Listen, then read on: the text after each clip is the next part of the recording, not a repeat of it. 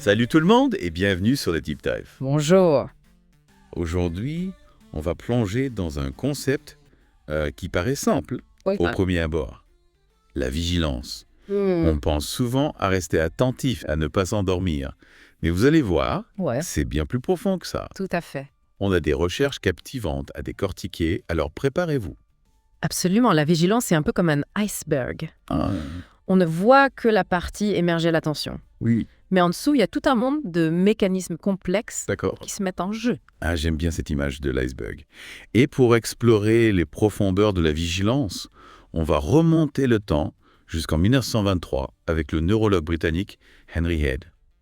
Et là, surprise, sa définition de la vigilance n'a rien à voir avec le fait de rester éveillé. Ah oui. Pour lui, la vigilance, c'est la capacité d'un organisme à se réorganiser et à restaurer ses fonctions endommagées. C'est plutôt inattendu, non? Oui, c'est une perspective fascinante. Head voyait la vigilance comme une force vitale, processus fondamental qui permet aux organismes de s'adapter et de survivre face aux défis. D'accord, donc on est loin de l'image du soldat qui fixe un radar pendant des heures. Et pour mieux comprendre cette idée de vigilance comme force vitale, Head a défini 3 sous-catégories.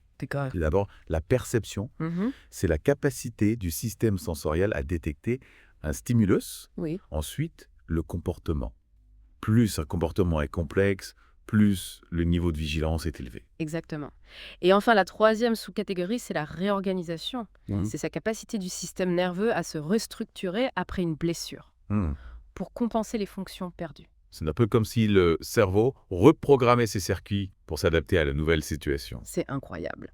On voit bien que pour Head, la vigilance, c'est une capacité d'adaptation extraordinaire, essentielle à la survie. Mais alors, comment en est-on arrivé à cette idée de vigilance comme attention soutenue, celle qu'on associe souvent aux militaires? Ce changement de perspective s'est opéré dans les années 1940, avec les travaux du psychologue Norman Mackworth. L'armée britannique lui avait demandé de développer des tests pour sélectionner les opérateurs radars. Il fallait des personnes capables de rester concentrées pendant des heures à guetter le moindre signal suspect. Et c'est là qu'intervient le fameux test de l'horloge. J'imagine les pauvres soldats, les yeux rivés sur une horloge, à observer la moindre variation. Oui, c'est un peu ça. Et les recherches de Mackworth ont montré que même les individus les plus motivés finissent par fatiguer et faire des erreurs. C'est à partir de là que la définition de la vigilance s'est rapprochée de la notion d'attention soutenue. Donc on peut dire que la Seconde Guerre mondiale puis la guerre froide ont joué un rôle important dans l'évolution de la notion de vigilance. Absolument. Vigilance constante est devenue un véritable slogan politique. Mais cette influence militaire a aussi été critiquée. Certains chercheurs trouvaient que le test de l'horloge était trop simpliste, qu'il ne reflétait pas la complexité des tâches de vigilance dans la vie réelle. Pensez aux contrôleurs aériens, par exemple.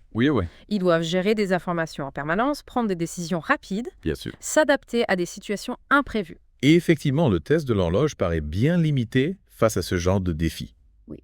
Et du coup, avec l'évolution des technologies et des métiers, on s'est retrouvé avec une multitude de définitions et d'interprétations de la vigilance. Pas facile de s'y retrouver. C'est vrai. Et l'arrivée des neurosciences avec des techniques comme l'électroencéphalographie a encore complexifié le tableau. On a commencé à classer les états de veille en fonction des ondes cérébrales. Ce qui a ajouté une nouvelle couche d'analyse à la notion de vigilance. Alors là, ça devient vraiment pointu. Vigilance, attention, état de veille. Comment faire le tri dans tout ça? C'est une question que beaucoup de chercheurs se posent. On a même des débats sur la vigilance locale qui se concentre sur des zones précises du cerveau et la vigilance globale qui prend en compte l'ensemble du cerveau. Et puis, il y a la question de savoir si on doit inclure les différents stades du sommeil dans la définition de la vigilance. On sent bien qu'il y a encore beaucoup de zones, beaucoup de choses à découvrir. Exactement.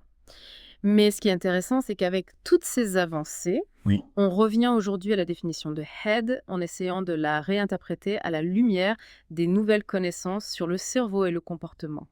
C'est-à-dire, on revient à cette idée de vigilance comme force vitale. Oui, en quelque sorte. On commence à voir la vigilance comme un processus dynamique d'allocation des ressources. L'état de veille et l'attention, ce sont des ressources précieuses qui s'épuisent au fil du temps. Notre organisme doit donc s'adapter, trouver des moyens de compenser cette fatigue. Donc la vigilance, ce n'est pas juste une question d'attention. C'est aussi une question de gestion de l'énergie, de nos ressources mentales et physiques. Exactement. Et on commence aussi à s'intéresser aux comportements compensatoires, Oui. comme le bâillement, l'étirement, qui seraient des signes de vigilance, des tentatives de notre corps pour rester alerte. Attendez, vous me dites que bâiller, ce n'est pas juste un signe de fatigue, Non. mais un signe de vigilance. Yeah. C'est fascinant. Mais du coup, ça veut dire quoi? Eh bien, imaginez que vous êtes en train de conduire sur une route monotone. Oui. Vous commencez à fatiguer, votre vigilance baisse. Oui. Votre corps, pour compenser, va déclencher des bâillements, des étirements, D'accord. pour essayer de vous maintenir éveillé. C'est incroyable. On ne se rend pas compte à quel point notre corps est intelligent et réactif. Oui. On a l'impression que ces comportements sont juste des signes de faiblesse, alors qu'en fait, ils font partie intégrante de la vigilance. Tout à fait. Et il y a une troisième perspective qui est en train d'émerger. C'est l'importance du contexte environnemental. Ouais. On a longtemps étudié la vigilance en laboratoire, dans des conditions contrôlées. Oui. Mais dans la vie réelle, notre niveau de vigilance est constamment influencé par notre environnement. Le bruit, la lumière, la présence d'autres personnes. Bien sûr. Et même nos émotions. Ah oui, c'est vrai que quand on est stressé, on est plus vigilant. Oui. Par contre, quand on est dans un endroit calme et confortable, on a tendance à se détendre, à baisser la garde. Exactement. Donc, pour comprendre la vigilance, il faut la replacer dans son contexte. Oui. Tenir compte de tous ces facteurs qui peuvent l'influencer. D'accord, je comprends mieux maintenant. La vigilance, ce n'est pas juste un état mental. Non. C'est un processus complexe en interaction constante avec notre environnement. Tout à fait. Et c'est ce qui la rend si fascinante à étudier. Tout à fait. On a bien exploré les différentes facettes de la vigilance, son évolution historique, les mécanismes complexes qui entrent en jeu. C'est vraiment passionnant de voir comment notre corps et notre esprit s'adaptent en permanence pour nous maintenir alertes. Mais justement, comment peut-on améliorer notre vigilance au quotidien ? Y a-t-il des astuces, des techniques ? Absolument, il existe plusieurs pistes pour booster notre vigilance. Et l'une des plus importantes, c'est de respecter notre rythme biologique, notre fameuse horloge interne. Ah oui, le rythme circadien. On en entend beaucoup parler ces derniers temps. Exactement. Ce rythme naturel régule de nombreuses fonctions dans notre organisme, y compris le cycle veille-sommeil. Et pour maintenir une vigilance optimale, il est crucial de se synchroniser avec ce rythme. Concrètement, ça veut dire quoi ? Se coucher tôt, se lever tôt. Eh bien, l'idéal, c'est d'essayer de se coucher et de se lever à des heures régulières. Même le week-end, je sais, c'est plus facile à dire qu'à faire, surtout quand on a envie de profiter de ces jours de repos. Oui, on est tous pareils.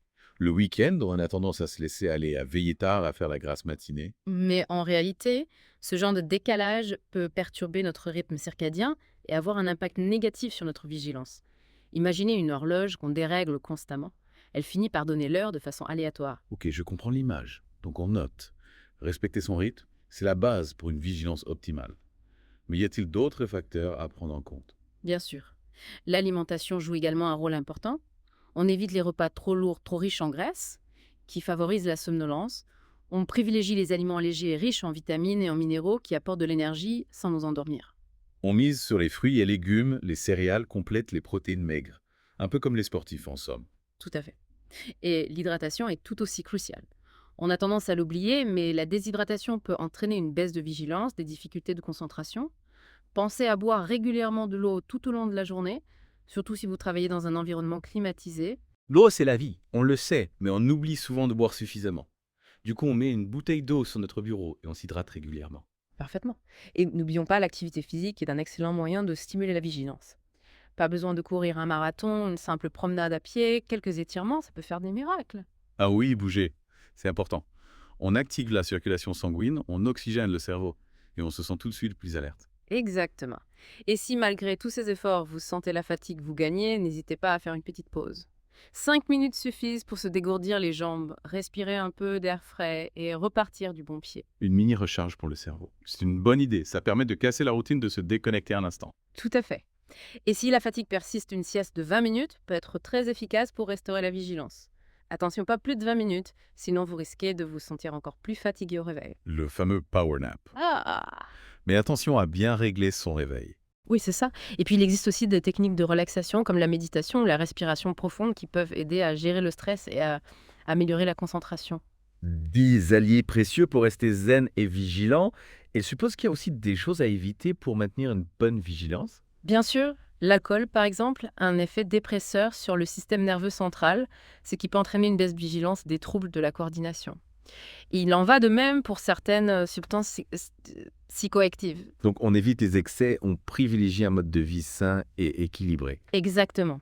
Et il ne faut pas oublier que la vigilance est influencée par de nombreux facteurs, y compris notre environnement. Le bruit, la lumière, la température ambiante, tout cela peut avoir un impact sur notre capacité à rester attentif et concentré. C'est vrai, on n'y pense pas toujours, mais l'environnement joue un rôle crucial. Par exemple, un bureau mal éclairé, bruyant, peut vraiment nuire à notre concentration. Tout à fait. Et l'inverse est également vrai. Un environnement calme, lumineux, agréable peut favoriser la vigilance, la créativité. Donc si on récapitule pour booster sa vigilance, il faut respecter son rythme biologique, adopter une alimentation saine et équilibrée, s'hydrater régulièrement, pratiquer une activité physique, faire des pauses et aménager son environnement de travail de façon optimale. C'est une excellente synthèse. On a vu ensemble tout un tas de conseils pour booster notre vigilance. Respecter notre rythme biologique, manger équilibré, bouger, s'hydrater, faire des pauses. C'est super intéressant de voir à quel point tout est lié. Mais j'imagine qu'il n'y a pas de recette miracle, chaque personne est différente. C'est exact, il faut vraiment écouter son corps, identifier ses propres besoins, ses propres rythmes. Ce qui fonctionne pour l'un ne fonctionnera pas forcément pour l'autre. Oui, c'est du bon sens, mais on a parfois tendance à l'oublier. On cherche la solution miracle, la technique universelle, alors qu'en fait, la clé, c'est l'adaptation de la personnalisation. Tout à fait. Et puis, il faut aussi accepter que la vigilance fluctue naturellement au cours de la journée. Il y aura des moments où on sera plus alerte, plus concentré, et d'autres moments où on aura besoin de recharger les batteries. C'est vrai, on ne peut pas être à 100% tout le temps. L'important, c'est d'être conscient de ces fluctuations, de savoir les anticiper et les gérer au mieux. Exactement.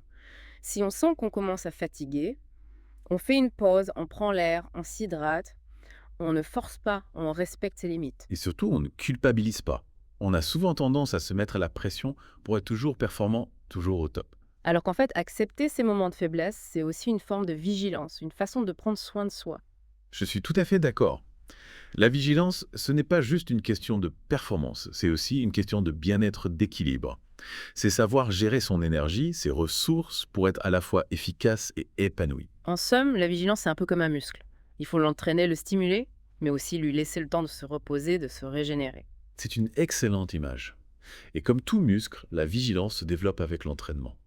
Plus on la sollicite, plus on apprend à la connaître, à la maîtriser, plus elle devient performante. Et plus on est capable de s'adapter aux défis du quotidien, de naviguer dans la complexité du monde moderne. Absolument. La vigilance est une compétence essentielle pour vivre pleinement, pour exploiter tout son potentiel, pour être acteur de sa vie. Voilà un beau message pour conclure notre plongée dans l'univers de la vigilance. On espère que cette exploration vous aura éclairé, vous aura donné des pistes pour améliorer votre quotidien. Merci de nous avoir suivis dans cette aventure. Et on vous dit à très bientôt pour un nouveau Deep Dive.